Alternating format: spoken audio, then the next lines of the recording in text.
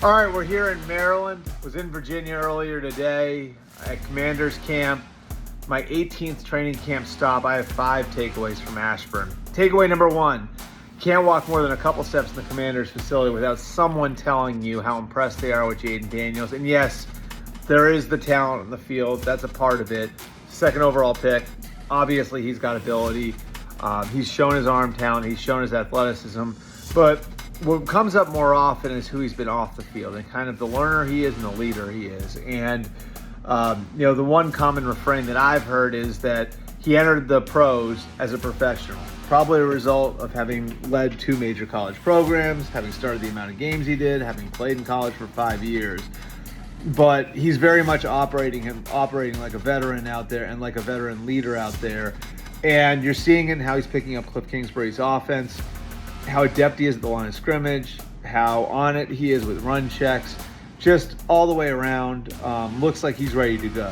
And he will be the Commander starter, whether they announce it tomorrow or 2 weeks from now.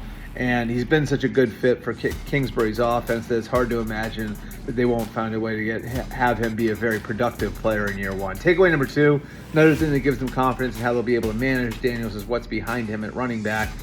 Brian Robinson, a real load as a tailback. Somebody that Dan Quinn obviously coached against in the NFC East the last few years. They knew how tough a runner he was. He's brought a little bit more to the table than they expected in the passing game. And then Austin Eckler, coming over from the Chargers, has plenty of juice left.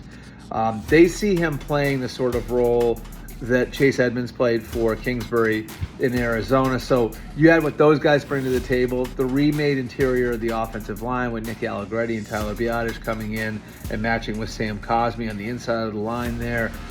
That was important to them to create the right environment where the rookie quarterback, whoever it was going to be before they drafted Daniels, wasn't going to have the weight of the world on his shoulders. Takeaway number 3, Quinn's fingerprints are all over practice when you're out there. How fast they move the competition. There's a score on everything.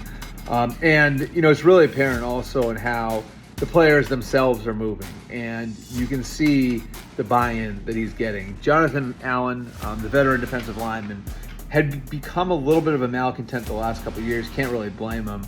But he's really bought in and has been all in on the program. And he's been joined by guys like Cosmi, Robinson, Deron Payne, Terry McLaurin as torchbearers. And then on the other side of it, you see the rookies quickly adapting to the program and showing themselves to be program fits. We mentioned Daniels. He's not the only one. Mikey Sandersill, their second-round pick. He shows some inside-outside versatility as a corner. He's the type of guy who he looks like he's going to be a captain early in his career. Third-round pick Brandon Coleman is running with the ones at left tackle. Their 5th rounder a little further down the line, Dominique Hampton, has adapted well to playing linebacker. Tyler Owens has been a surprise and undrafted free agent. Looks like he's going to be a contributor on special teams, maybe down the line on defense. So you're seeing like a lot of guys that look like program fits, which is a really good sign for where they're at right now. Takeaway number 4, the defensive acquisition that's probably shown the most is Frankie Luvu coming over from Carolina. Now, Luvu is not Micah Parsons. But Micah Parsons played this sort of flexible role in Dan Quinn's defense where they were playing him up, they were playing him down. They tried to get him moving towards the line of scrimmage as much as possible. They felt that's where he was at his best. And that's the sort of player that Luvu is. Again, he's not as good as Parsons, but that's the sort of player he is. And he's had the sort of camp that's shown that he's capable of doing all of those things.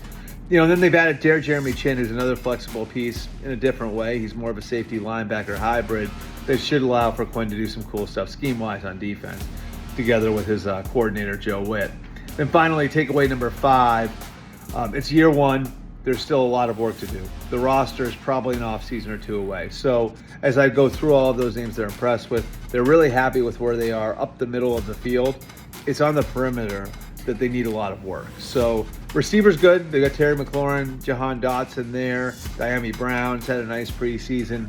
But at offensive tackle, on the perimeter of the line, on the perimeter of the defensive front with the edge spots, and then at corner, the perimeter of the secondary, they've got a lot of work to do. There's been good competition at those spots, but might take another offseason or 2, like I said, to get those where they need to be.